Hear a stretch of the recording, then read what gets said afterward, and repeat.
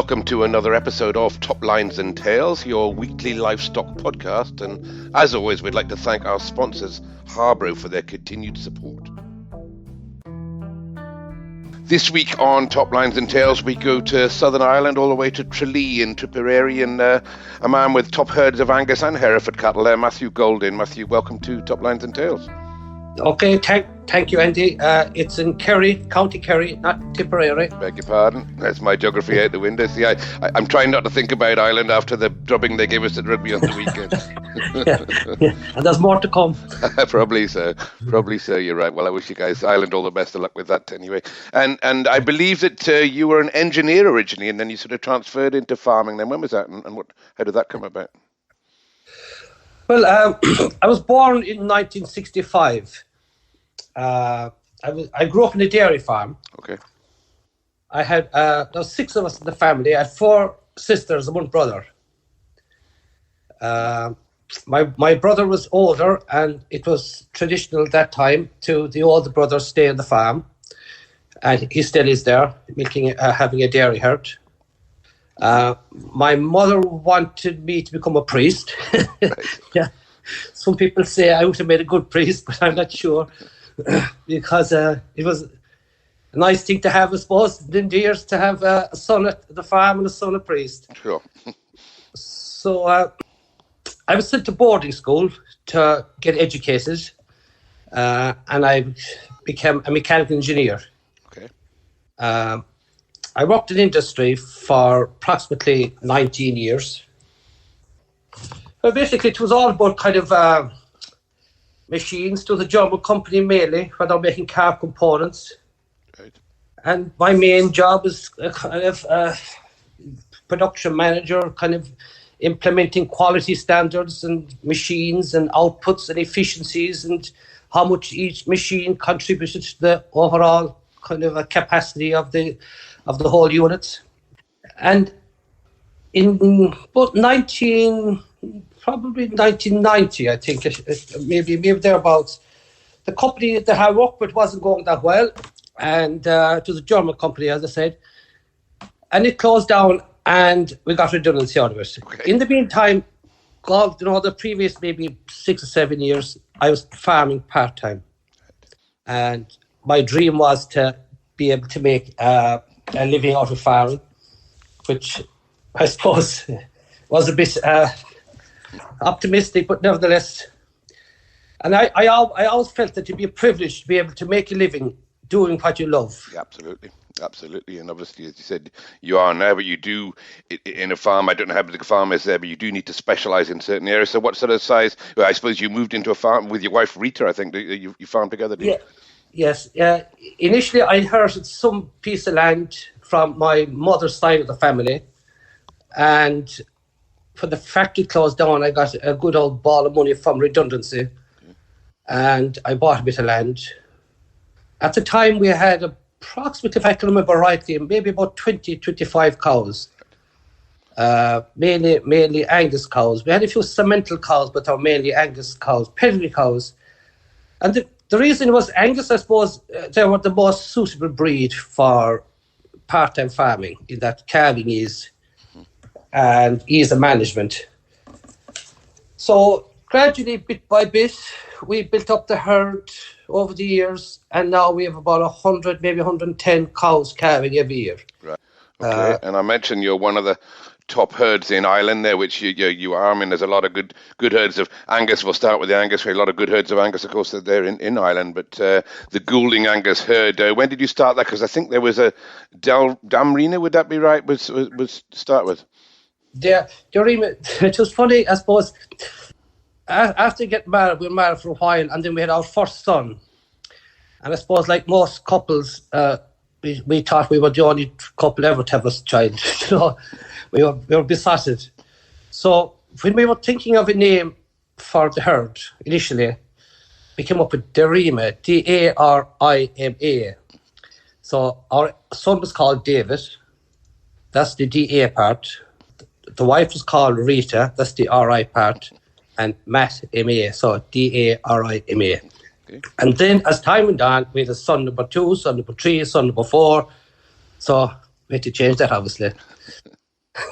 So are they your sons are obviously are grown up now, I guess? Are some of those involved in the farm? I know they get involved in the showing with you.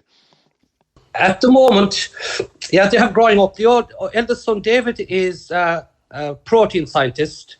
He's living away. He works at the company Nestle, one of the biggest food companies, I suppose, in the world, I think. So he's not with us at home. The next son, Jack, is a physiotherapist. He's working in London with NHS. Okay. So he's gone. The third son, Dara, is a primary school teacher.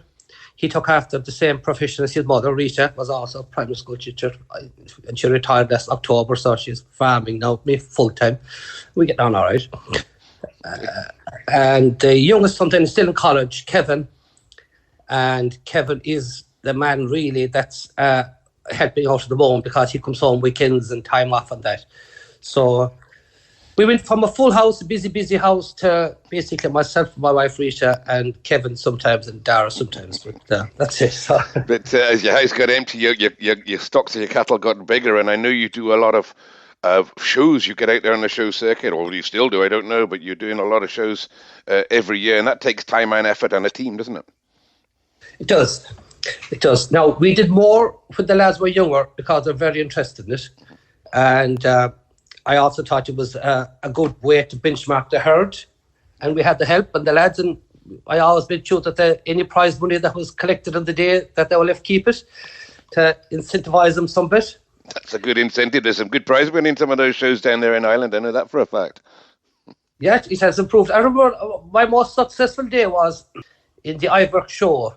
It was the first year that the Aldi gave the massive sponsorship, and it was a payday of almost 6,000 on the one day on showing alone. It was just remarkable, and the money couldn't have come at a better time, because I think it was David that was just starting college that time, and it was just. So such a good help. That's incredible to think that you can earn enough money to get it start up way through college from being at one show. They're definitely worth going to those shows. And I said you did a lot of them, and as you said, a shop window. But I know now you've moved on. You sell what, 40, 50 bulls a year around about there? Would it be? Yes, between 40 and 50. They mainly go to the dairy herd. And I know that you've done a lot of embryo work as well, and I think you've been selling embryos as well of both Angus and Herefords. We'll go to the Herefords in a minute, but you've been selling embryos as well, and that seems a fairly lucrative job there. Do you flush those on the farm, or where do they get done?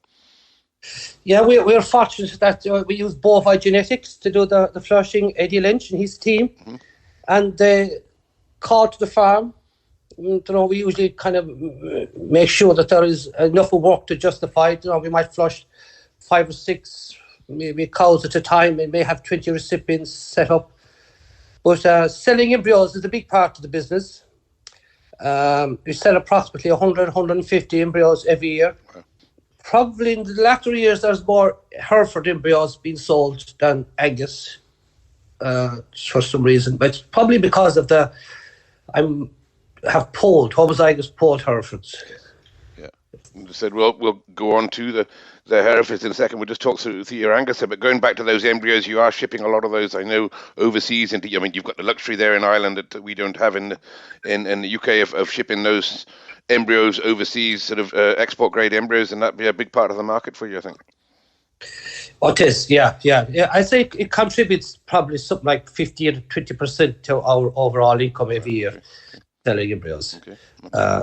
Now it's slightly dropped a bit during the COVID years. For I suppose everything slowed down, but it's starting to pick up again. Okay. And there are some countries, particularly the Nordic countries, it's very restrictive for them to purchase live cattle. So their only option really is to purchase embryos. And you getting any of those further afield? Australia, America, those sort of things? No. Are those markets opened up for you? No, my main markets is the Nordic countries, UK, North of Ireland, and Southern Ireland. Okay. Okay. And as I said, you show a lot of cattle, but you'll still, even now, you'll still do, obviously tell you more, but you'll do the All Ireland show there, and that's been a good stomping ground for you as well. Have you won that a few times? We have won several national titles, of various kind of descriptions between best cow, best female overall champion, best junior female, best junior male. Now, from time to time, almost every year, I suppose, we'd be home something, which is, look, we enjoy doing it, and it's a great networking, and it's good to be out there because we all need each other, you know. Like, you've got to get past that canny old Albert de Cogan. He's a man to take on. I've had him on the podcast here, and he just seems to love that show. Albert is an amazing man. He just loves the show, and he just keeps at it, and his wife Jennifer, and they're such a lovely couple, and they're always a pleasure to meet. Yeah. And he's a very important man for the breed, I think, you know, because he's there always showcasing from the rural shows to the big days. Certainly does. He does a great ambassador. A difficult man to compete with. You know, he's a difficult man to compete with. True enough. And I said you sell bulls there. I just had a quick glance around into it. Looks like you've got a lot of bulls of your breeding anyway, standing on semen stations both in Ireland and UK and across the world, I think, or certainly across Europe. A lot of your bulls standing in there, which is that's a great advert for your prefix, isn't it? We have, I think it's 15 bulls sold to AI in the past 30 years. Now we sold a few to Cogent in UK, which is a good customer of ours. That'll be Boomer Birch coming down there picking those up, is it? Yeah, Boomer Birch is the man. Yeah, Boomer, of course, big man in the Herefords as well. We've had him on the podcast as well. Just staying with those Angus a second, and you've got some very strong female families that, you know, long-lived female families, but well-known female families. I see there's a Lady Heather in there and a Missy. You've got some of the top genetics in those families. We have, and I suppose why families is the fact they grew up in a dairy farm. It was there really that the importance of cow families were kind of driven home to us from a very young age. Sure. You know, like it was always said that the females will have to look feminine, they have to demonstrate good maternal traits, well-attached to others, good teeth size, you know, all that sort of stuff, butterfat, protein, longevity, all that sort of stuff, you know, which implemented it then when I started bee farming, and just the same criteria, you know, it's just a secret to success. That's really how we see it. That's what's working well for us. Sure. And obviously some of those families are in demand. You'll keep a few followers, a few repeats to go back into your own herd, I knew, but those were the ones that there's certain families that people want there. Is there the best popular family in amongst you, which is the one that everybody's clamouring for? Well, the Missy family is obviously, it is, most people will recognise it as being a world kind of name. And we have the Tibby cow family, was also a world name. The home mid family is probably the Jane family, which would be the Jumbo bulls. You know, we keep the name Jane. Jane would be the females. Jumbo would be the males part of it. Yeah. They'd be probably the three main families. Okay, and you're self-admitted that you buy a lot of AI semen in there as well as running bulls there, and again you're picking off some of the top breeding bulls. I noticed there's a bit of Peter Pershaw being used in there in the past. He was a great bull. Bred a lot of good females, didn't he? But you'll pick your bulls from wherever you can. Yeah, we use a bit of AI now because it's a very good project. I think to continue to use some AI now for management and etc. It's not possible to do all AI, which it's when you have your own kind of idea of what you want to type of female, type of animal to breed. Sometimes it's not available in AI. From time to time, you know, I put a bull that has the complete package.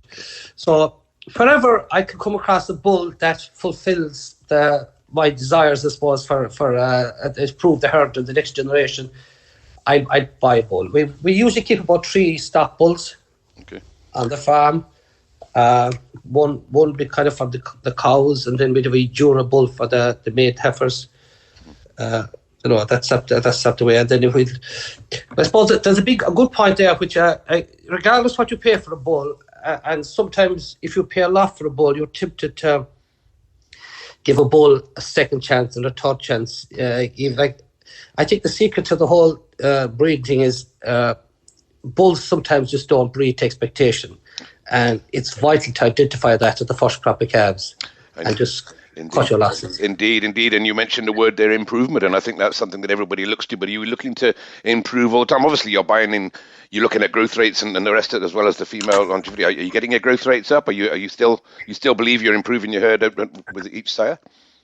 It's funny, I suppose some people would probably disagree with me, but with my background of starting off with farming and then spending a good number of years with mechanical engineering and working with machines, and I might have mentioned earlier about the efficiency of a machine, etc. The same criteria to a degree, the same kind of trail of thought.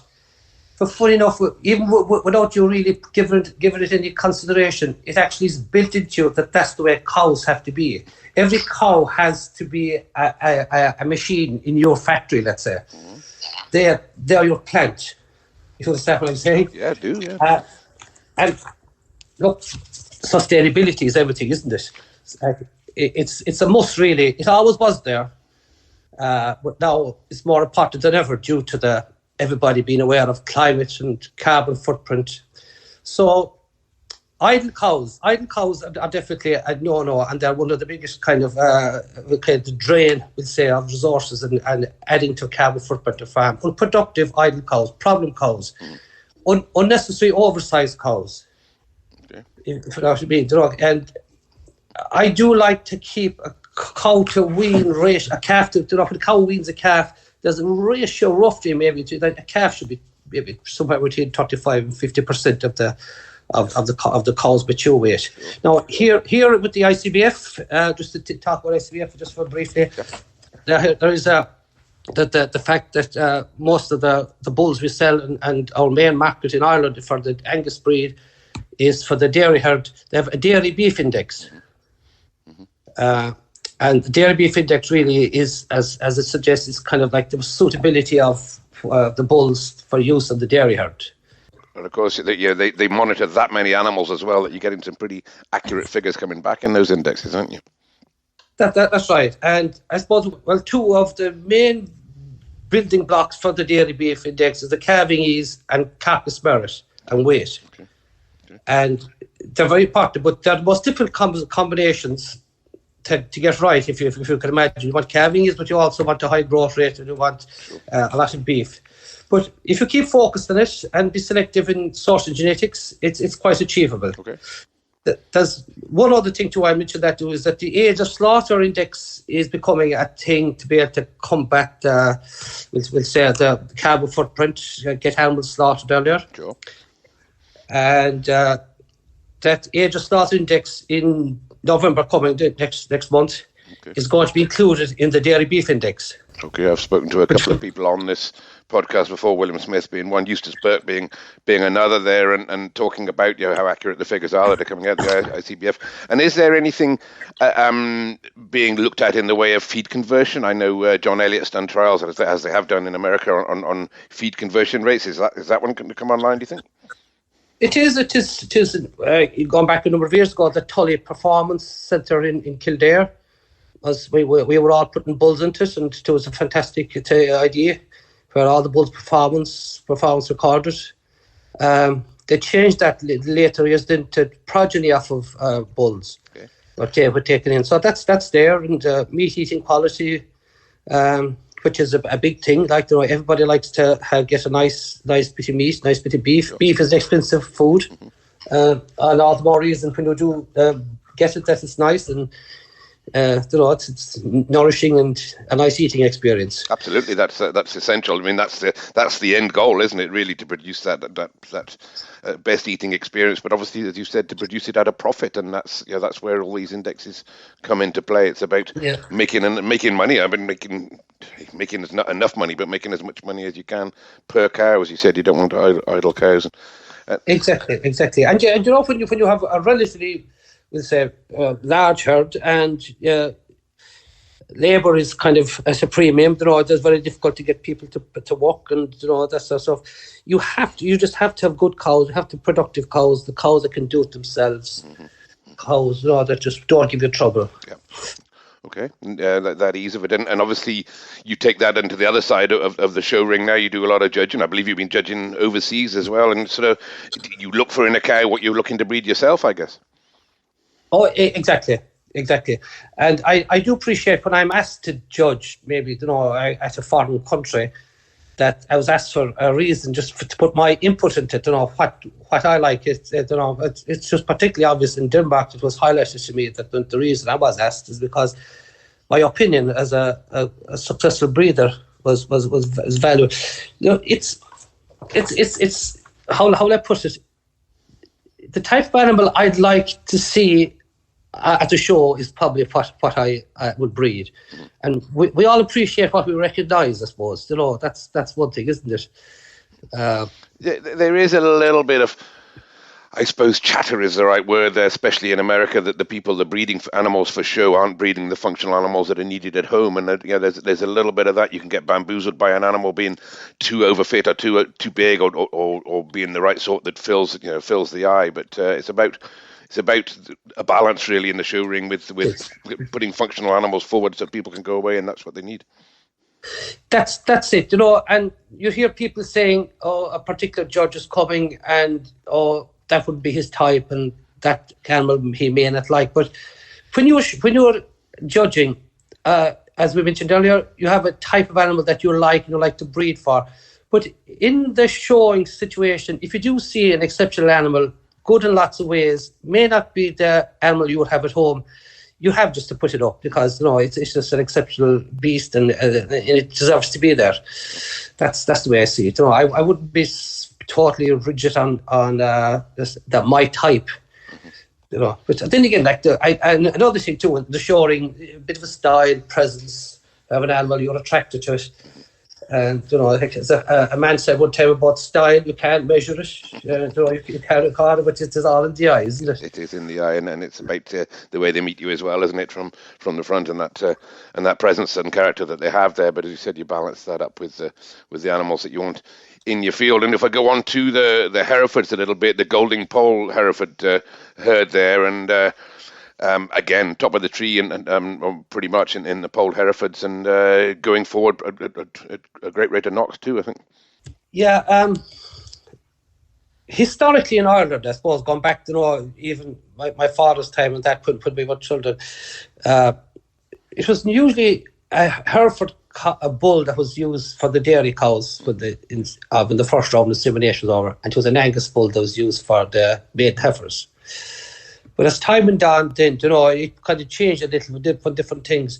But I often remember when I was selling Angus bulls, and I had only Angus bulls, and people say, "Have you any Hereford bull?" And I said, "No, we just don't." So then it kind of hit me one day. I said, "I'm going to go into Herefords." I said, "I'll just have a little bit of a breed on the sideline." Well, not the sideline, but kind of a second breed. For two reasons. One, I suppose, is because I saw a market for it, and the other thing was when you're 40, you have bulls to sell every year, and if there was a bit of a lull in the market for one particular breed, hopefully the other breed would, because usually if one breed drops, another breed benefits, from here. But you would be into, I don't take this the wrong way, I mean, the Pole Hereford and the Angus, the way you're breeding the animals would be very similar, would they not be? I mean, your cows in your Herefords would be very similar to your cows in your Angus, just a different colour, or is that unkind? Oh, yeah, definitely. I suppose the obvious thing is that I didn't dehorn the calf since I left home, let's say, because we did the Angus straight away. I didn't have a dehorning box or a dehorning machine or nothing. And so it had to be homozygous polled. It just had to be. I just couldn't consider anymore, particularly with the time it took and the whole idea of it. So just doing research and browsing, and Denmark seemed to be the place where it was constantly drawn to for their how do I put it, their genetics, their new type of genetics, world easy calving type genetics. And Denmark, and it still is one of the highest health countries in the world. Like you can go over bringing an animal from Denmark without any testing required. Okay. They're 100% free of all the diseases. However they managed it, I'm not sure. But it was in 2008. Rate myself hit for Denmark. Okay. We made a bit of a holiday out of it. I had a good bit of research done where to go, and we enjoyed it thoroughly. We ended up purchasing 8 females. In Denmark? In Denmark in 2008, from three different breeders. And you run those in families the same as you do your Angus? I've seen your website there. So, and most of your herd goes back to those originals, does it? Oh, yeah, it did. So that time we bought from Denmark, and then around the same era we purchased a few from Scotland, Romany and them guys, and a few from England, a few from Northern Ireland, the Duchess family from Dorpol, and a few from Romany. And we bought them all together. And well, also when I was in Denmark, I suppose, just for the lack of let's say, availability, I suppose, of new semen, we also purchased a conservative semen from Denmark of various bulls. So bit by bit, with the same kind of train of thought and the same thinking, we built a herd of homozygous polled Herefords, similar in type to the Angus. And how many do you run of Herefords versus Angus then, Matthew? At the moment, it's about 60-40. 60 Angus, 40. Yeah. The Angus is a stronger breed. Okay. So it's stronger numbers. Okay. And but likewise, obviously using top herd size, in the UK, and a lot of association with those, and again with the semen centres. But interesting that you have got that Danish blood there. That just gives you a little bit of a difference, because a lot of the blood in the Herefords and the Angus, for that matter, of course, will be Canadian. So the fact that you're going away from that, would there be some Canadian influence in the cattle in Denmark when they first went? Yes, yeah. There would be. And what was interesting, and it's a thing I see in a lot of herds I visit. The older cows seem to be more what I'd be looking for, the progeny of them, more so than the younger stock. I feel that they're more my type, more what I wanted. So what am I saying? I suppose I'm saying is that has modern cattle been have they gone too far one way, that the North American look, the Canadian look, which it seems to have changed to what it looks like at the moment, let's say. But so most of the females that I did purchase in down through the years were from the older type cows. I suppose it was also influenced by the fact that when you visit a herd, you can see an older cow, and you can see their daughters and their granddaughters, and that's why it puts a bit of more perspective on what to expect. So what's interesting about, I suppose, what happened with the Denmark stuff and the Hereford, the polled Hereford, is that we mentioned earlier about the embryos. That the people that I did purchase from, they are buying the embryos now off of it is really their own genetics, with my twist in it, with a bit of Irish and UK blood mixed up with them. So it is. They're coming back to where they started, or where the origins came from. No, that's quite natural in a lot of breeds, isn't it? But it's great to have that market. It sounds like you got it fairly well cornered there a little bit.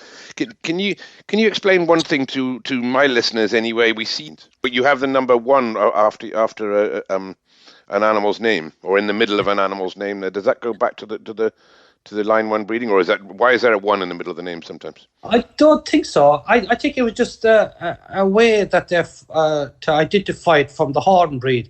But I do know that there's 1 and 3. I'm not sure what 2 is. So 3 would be, like, say, Goulding Poll 1 is a polled Hereford. But I know from my visit to hers, there is, we'll say there's a 3 there. There's some herds 3. And I think that goes back to the British polled, that there could be a mix-up of a couple of breeds in it. Okay. Okay. I know some societies don't recognise it. I don't know, to be honest, that's how much I know about it. I don't think it's anything to do with line 1 breeding. Okay. I'll get that clarified. It's something that's always interested me. That's all. I just thought we'd fire that one out there. And you mentioned, again, great families, and you mentioned the Duchess there, and you've sold embryos to 2,000. Is that right? She's an absolute winner, that one, isn't she, Duchess, and the Duchess line? Yeah. It was definitely. It was a tremendous success story. Mm-hmm.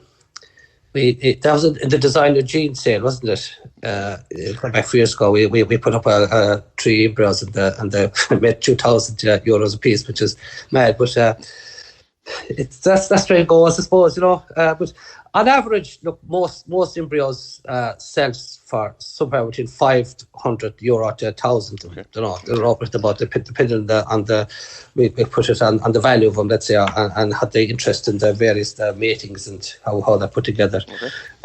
But the Duchess, look, how we showed Duchess at the national show in Tullamore, and she won, and her daughters won, and so that generated a bit of interest. And for some reason, the sires we mated them with seemed to enhance them from one generation to the next, and they go bigger and better and stronger. In 2019, we had a very successful Hereford sale. It was held in Rosscray, there, the sales centre, and we had like 40 heifers there, but 25 of them heifers were exported to UK and Wales and Scotland and that. Okay. Brilliant. And that distribution is, I suppose, made it the Goulding Paul herd a name stronger throughout the UK, because they went down, and their sons and daughters went down to do good stuff at shows and breed stuff again. So it all helps. That'll put you then, by basing what you just said on the Denmark breeders coming back, that'll put you as a customer then going back to buy a bit of that genetics back yourself, I guess. Oh yeah. Mm-hmm. Definitely. Mm-hmm. It's because sometimes you how do I put it? You've sold stuff and somebody else has done something good with it, something different with it than you have done at home. Mm-hmm. And that's why I love to go to their places, and it's always of interest just to see, particularly your own, other people's twists and how it developed. It is an education. Yeah, absolutely. For all of us, Absolutely, get out to the farms as well as to the shows, and obviously you travel a bit too. With judging Angus and Herefords, you'll get a fair bit of travelling in the year. Gives you a chance to get to see those herds, I guess. Yeah, that's right. I was my first big judging job was asked to judge the National Pole Show in Morton and Marsh, and I judged the Royal Welsh and the Great Yorkshire. Okay. And several Irish shows, I regularly help out at the youth trading days events throughout Ireland, and I did it in the UK too, at the finals. I like doing it. I love the youth. I think they're very important. They're the future of all industries, really, aren't they? So without the youth, we're at full stop. Absolutely, man after my own heart there. And I know you've had a training day on there, and I know spoke to John and Leo McEnroe get involved in the youth development as well. And it's a brilliant thing. He said we've got to bring these youngsters on, and the Angus Youth Development has a benchmark for all the other ones to follow, I think. Oh yeah, 100%. And just like I know they have to identify a few of the top guys to go and represent their country in at the big event, but there's several. It's lovely to go to these events and see the enthusiasm, just to learn and want to be a part of it. Because you'll see some stories about giving out about the youth. They don't do this. They have no interest in this. Like it's so wrong. If you like, for example, there was one held in Shane Murphy's farm this year now, and I was a part of the training team, and there was 45 kids there, children there of all various ages, and it was I came away from it feeling such an honour to be their leader for the day, let's say, and to just wonderful that they were so interested to what I was saying, and just to learn from it, and just great. And I know there's recently been the finals of the youth development, which was at Angus Stovald's farm down there in Surrey, and just recently, and you're tremendously represented from all over the corners of the country. And just going to go on more recently now as well. I think it was last November that you broke the breed record, I think, for a heifer called Ravette at 22,000 euros there. So congratulations on that one. Thank you very much. Yeah, she was a special one, no doubt, even for my calf. So she was never to be sold, really, I suppose. Don't know when you admiring this calf. And then I got into my head that I will offer a half share of her at the genetic gym sale, which a view, like the fact that I'm familiar with embryos and embryo collection. I owning an animal fully is not as necessary, let's say, once you've accessed it. Sure. But the half share made the the person who bought it, the Paul McGrath down there in Cork for his herd, she made 11,000. But afterwards, he would be happy until he got the whole lot of it, and reluctantly, the money was also a big temptation, just to leave her off. But we did kind of agree that we would share embryos at some stage. Okay, but it was 22,000. He took the whole thing, but you've still got access to get some back in there if time is right. It's. I suppose for the person, we'll call it, when they invest in you and they invest in your genetics, it's very important. And I do make a big effort to keep in touch with the customers. I'm always willing to share genetics. If you give me one of these, I give you one of them, and we can. It's sometimes we hear people talk about exclusivity and they want to buy exclusivity to a particular cow family, and that. It's not a good idea, because the more it's out there, the more people recognise it, they see it as good. There's no point having something good at home and nobody knows who have it. True. And I'll mention a bull, Gold Spice. I think he stands at Cogent, doesn't he? Doing very well for you just now. Yes, he did very well. And the next bull then was Stockman, which did better again. Okay. Which there's a lot of great cows of him, great show winners. And the most recent bull then is Golden Paul One Duncan. He's after the original Duchess cow. Okay. So he's the next exciting thing over the water there that we probably will see a lot more of us. So he's gone where, Matthew? Cogent Happened, and there is semen available, I think, both conventional and sex female. Golden Paul Duncan. Okay, you have everybody just get a look at him. Give Boomer a shout and see if you can get some semen off that one. That's great. And we'll just move on to this recent weekend. I know you're just back from the Aberdeen Angus extravaganza down there in Turl, and you had some entries in there as well. I mean, a great event there, but I think you did fairly well. You had a draft in there of Angus. Yes, we had a draft of 12. This is the second year at the extravaganza. Last year, John McEnroe of the List Herd had a draft. And this year I was asked would I be interested, and I was. So we put 12 of our best forward. And they averaged very well. The 12, they were at the end of the sale, I suppose, the fact of the draft. You were small but apprehensive to see will people wait for them, but thankfully they did, and they sold well. The 12 averaged around 4,500 with a top of 8,100 sold to Pat and Finbar Cahill of the Shankill herd. Oh, that's nice to hear that Pat's still investing in new genetics there as well. And we didn't.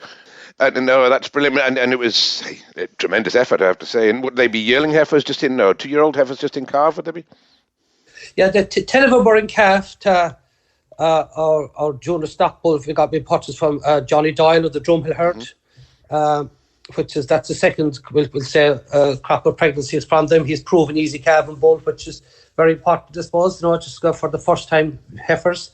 And 2 then at 11 and 12 were the peak of the maiden heifers, we'll say the springborn 2023 calves. Okay. One actually sought a breeder in the UK, and the other's gone to Portugal. Okay, excellent. So they're back on the farm again for further testing. We have to keep them for retaining for so many days, just to comply with the laws. And so senior about the extravaganza, there was the day when he got better. At the evening time, there was a dinner and a function where they were giving out the awards, the prize giving for the National Hearse competition. And I was delighted a good day was made better when I was awarded the best national overall large herd in Ireland for 2023. Congratulations on that. You're in good company there. I know Eustace Burke had won that, I think, in the past, and there's a few people there. In fact, Shane Murphy did invite me to come over to that weekend. I was looking forward to it, but unfortunately we were at the rugby getting our ass kicked by you guys. But and what sort of numbers did they get? I suppose all the breeders from around Ireland, but I mean it's tremendous that you get that award.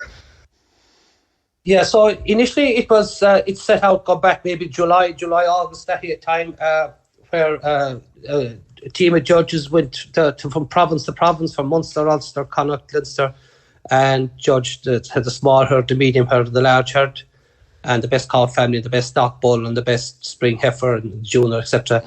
And then when the top, the same herd from each province then was chosen.